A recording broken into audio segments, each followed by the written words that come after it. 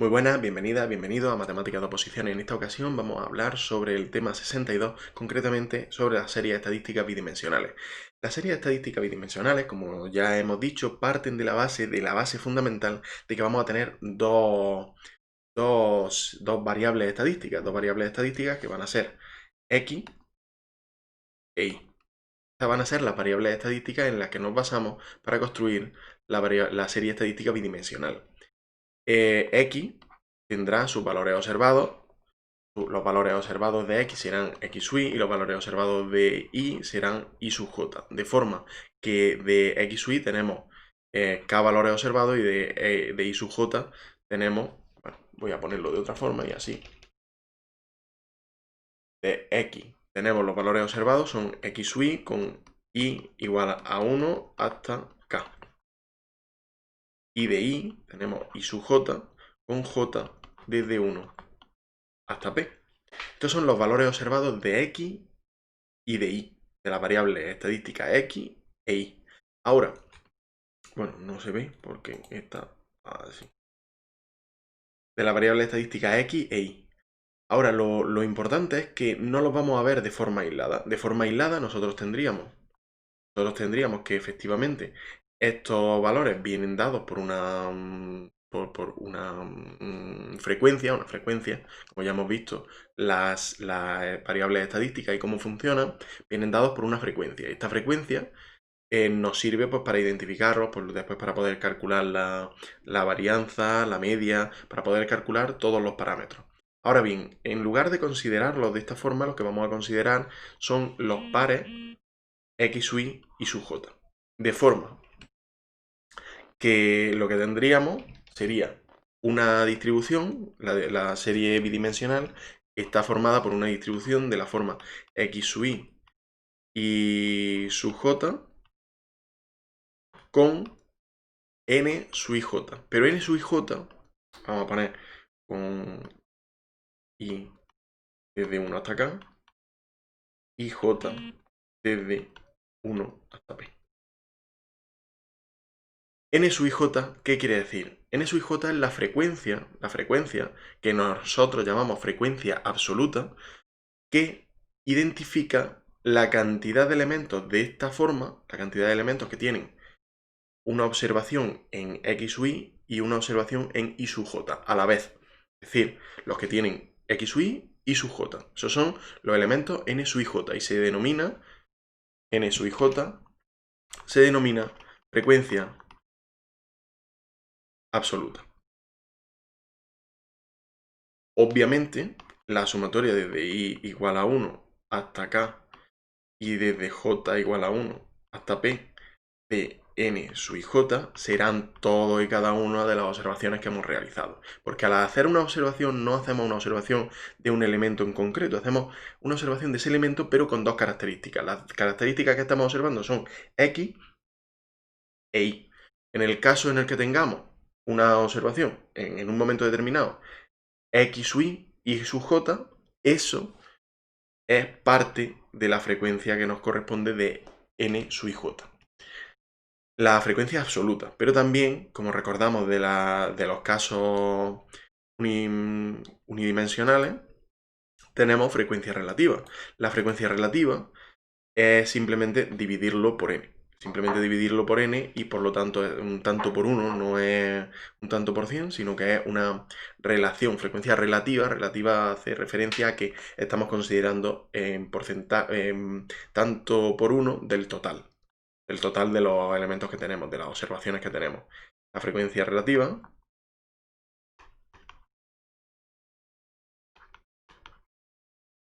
se escribe como f sub ij, f sub ij, y f sub ij no es más, f sub ij no es más que n sub ij partido por n. Es simplemente eso.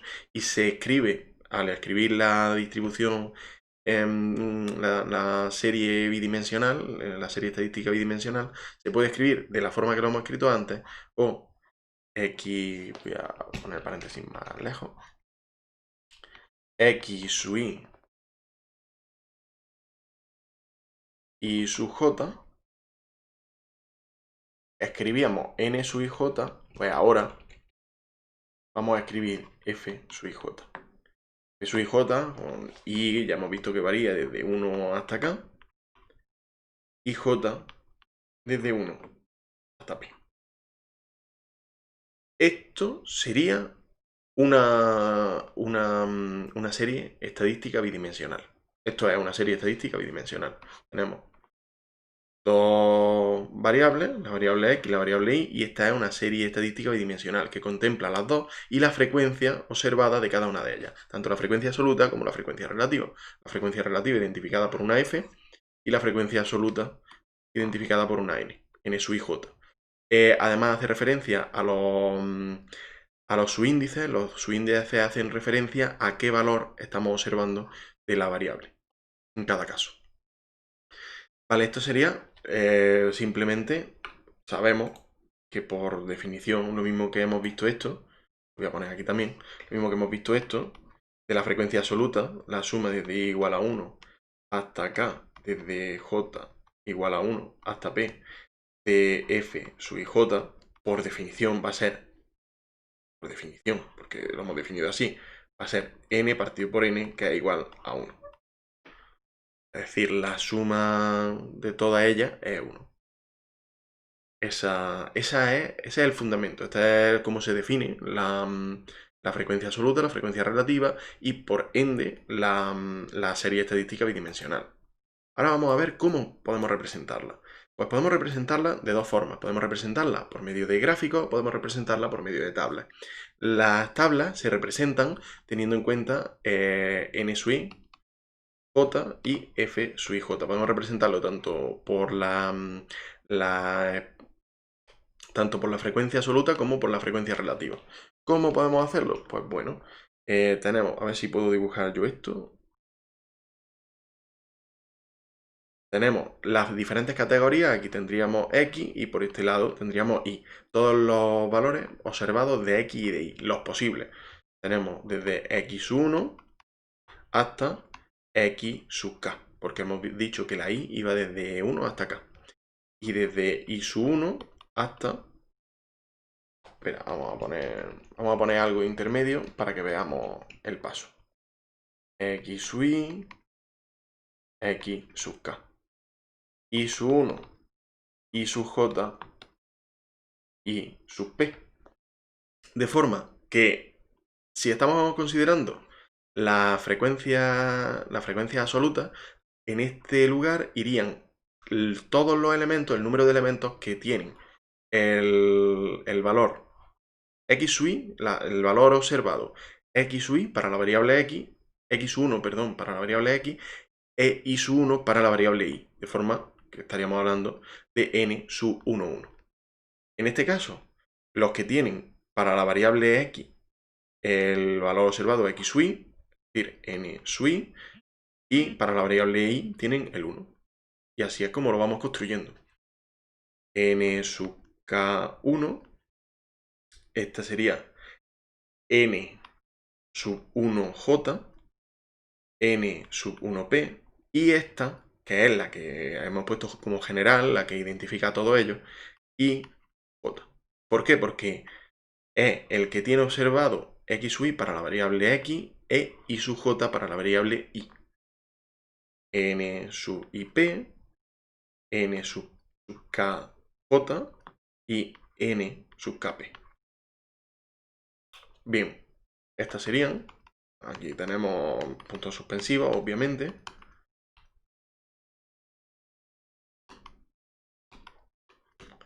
Y por medio pues están todos los demás. Simplemente he puesto estos para que se vean. En lugar de utilizar la n, podemos utilizar, en lugar de utilizar la frecuencia absoluta, podemos utilizar la frecuencia relativa. Otra forma de representarlo es utilizar la frecuencia relativa, pero indicando obviamente que estamos hablando tanto de las frecuencias absolutas como de las frecuencias relativas.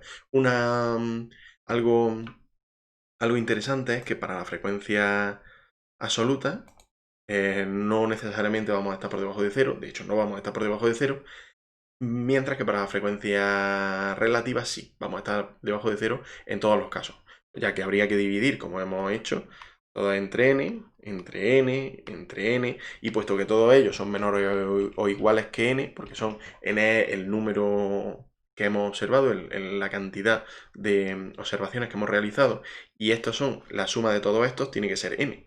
Suma de, hemos dicho, la suma desde 1 hasta p y desde 1 hasta p y desde 1 hasta k tiene que ser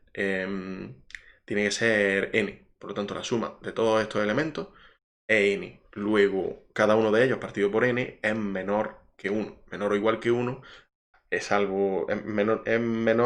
igual a 1 salvo solo si tuviéramos un elemento. Pero vamos, eso normalmente no se da. Ese caso no se suele dar. Por otro lado, también tenemos la representación. La representación de una variable, la representación gráfica, la podemos hacer de diferentes formas. Hay diferentes gráficos para poder representarlo. No obstante, aquí voy a poner lo que en ambos lados, lo que estaba describiendo. Y al fin y al cabo tenemos la suma de todo esto, sería n sub 1, porque estamos considerando el 1, y 1, y se pone un punto. Así es como se escribe. N sub i, punto. La suma de todo esto. De todos los de esta fila. N sub i, punto. De lo último, pues n sub k, punto. Y por el otro lado, igual. Para la i, igual. N sub punto 1, n sub punto j, n sub punto p. Esto nos va a servir para poder realizar más adelante la suma de todo ello es n, como ya hemos dicho. Y esto nos va a servir para poder realizar las marginales, que lo veremos más adelante, las distribuciones marginales y las distribuciones condicionadas.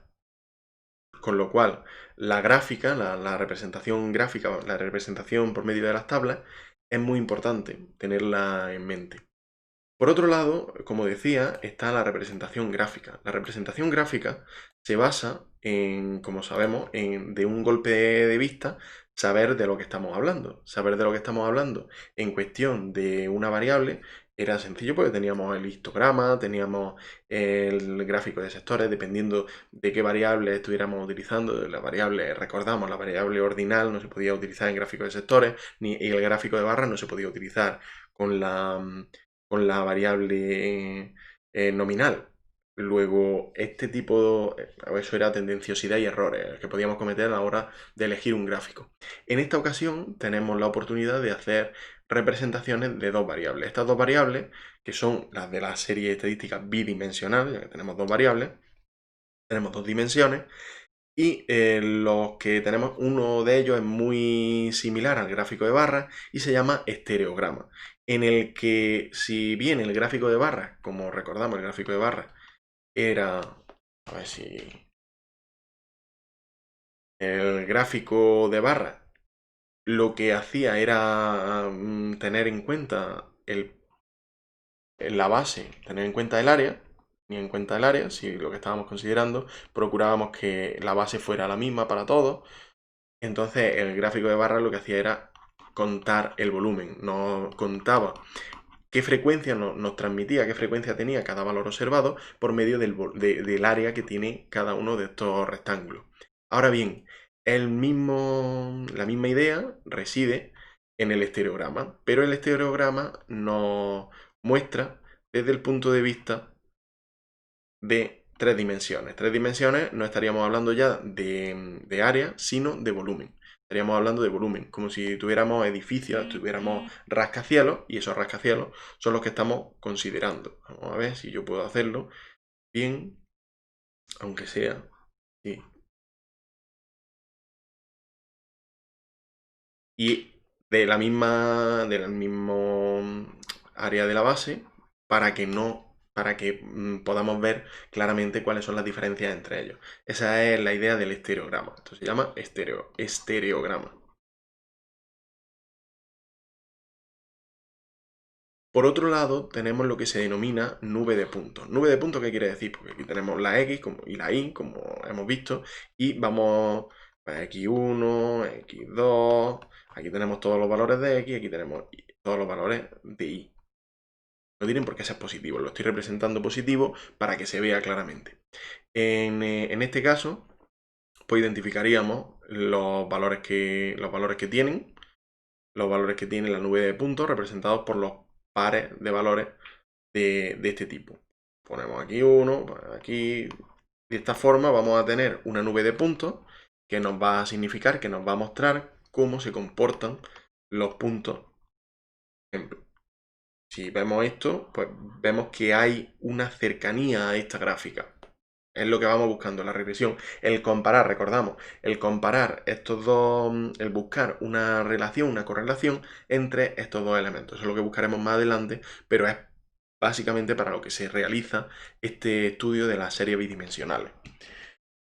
Esto sería el gráfico de puntos o gráfico de dispersión, nube de puntos.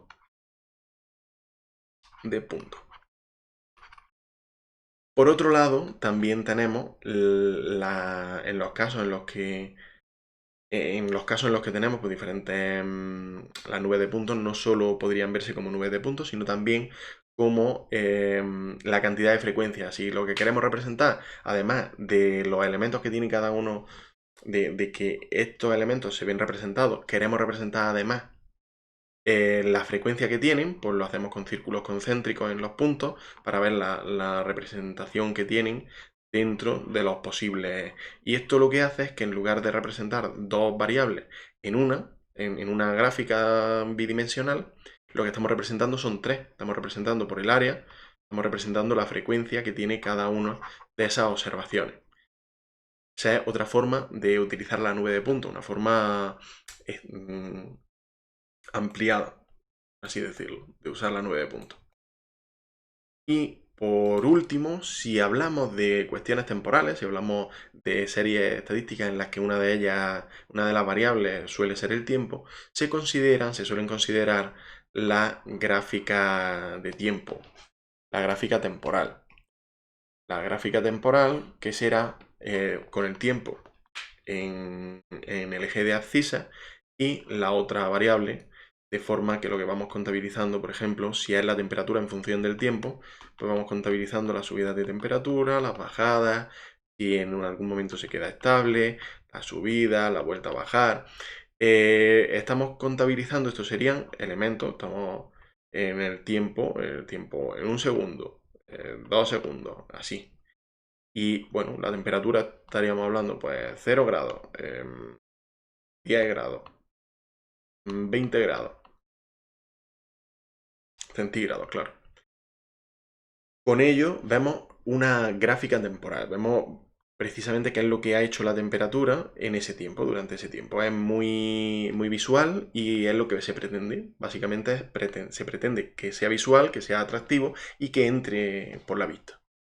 Con esto finalizamos este primer bloque, que sería un poco describir cómo funcionan las estadísticas bidimensionales, las series estadísticas bidimensionales, y a partir de ahí vamos a entrar de lleno en cómo se calculan, a partir de ahí cómo se extraen las distribuciones marginales, las distribuciones condicionadas, y cómo se calculan los parámetros de ambas, las medidas en este caso, los momentos, los que se denominan momentos, y que en las unidimensionales podemos considerar como varianza, como media. En este caso vamos precisamente a eso, a ver los diferentes momentos. En general, se llaman momentos. Y por último, también veremos las características que influencian, que hacen que dos variables sean dependientes o independientes. La dependencia e independencia lineal entre variables, teniendo en cuenta las características de la distribución de las medidas que hemos ido realizando. Muchas gracias por todo y nos vemos la próxima. Adiós.